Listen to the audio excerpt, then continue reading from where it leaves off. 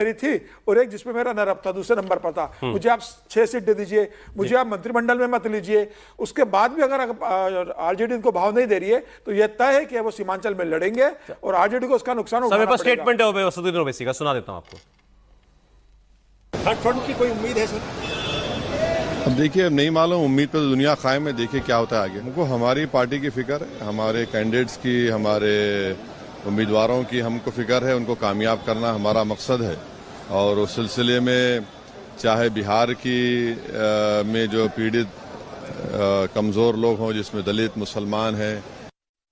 अब उन्होंने कहा उम्मीद पे दुनिया कायम है, पूरा बयान नहीं सुन पाया। आप किस लिए कह रहे हैं? सवाल क्या था, महागठबंधन में जाएंगे या कामयाबी मिलेगी इलेक्शन में, लेकिन उम्मीद पर है वो।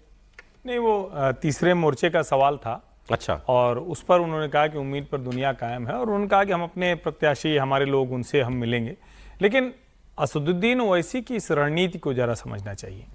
जब 5 विधायक जीते और 4 चले गए राष्ट्रीय जनता दल में, तो उस क्षेत्र में उनके लिए समस्या हो गई कि भाई आप लड़ाएंगे तो आपका आदमी तो उधर चला जाएगा।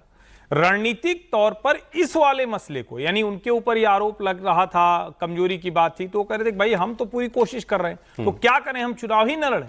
उस पर लालू प्रसाद यादव ने ये जो कहा कि भाई आपको अगर मदद करनी है तो आप चुनाव ही मत लड़िए, उसको वो विक्टिम कार्ड के तौर पर लेकर जा रहे हैं। इसीलिए उनके प्रदेश अध्यक्ष गए, ढोल नगाड़ा बजाते हुए गए। अब मुसलमान को ये तो बुरा ही लगेगा ना कि लालू यादव इतना अपमानित कर रहे हैं ओवैसी को।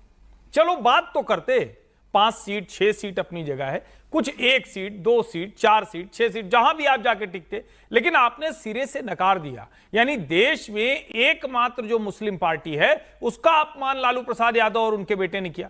फिर ओवैसी को यह भी पता है कि अगर हम मोमेंटम क्रिएट कर रहे हैं तो इस वक्त इसलिए भी लाभ हो सकता है, कई लोग उसी जगह जा रहे हैं। यानी कि ये जो पूरा सीमांचल का इलाका है, इस बार कई लोग कोशिश कर रहे हैं, उसमें प्रशांत किशोर भी हैं, फलाना धमाका, कई लोग।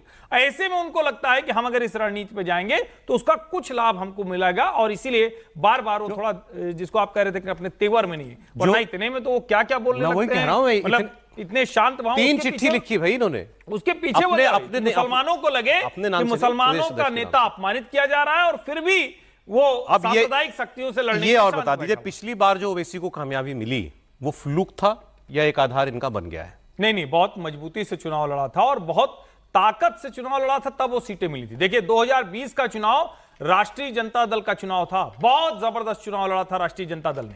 और जिसको कहते हैं ना कि अब वहां के लोग तो कहते ही हैं, तेजस्वी कैंप के लोग कहते हैं तो राहुल जी की कृपा हो गई भाजपा पे, उन्होंने रैलियां थोड़ी बढ़ा दी अपनी, तो बीच में कहना पड़ा भाई राहुल जी अब थोड़ी कम रैलियां करिए, तो इसलिए वो 7-8 सीटें हैं वो रह गई।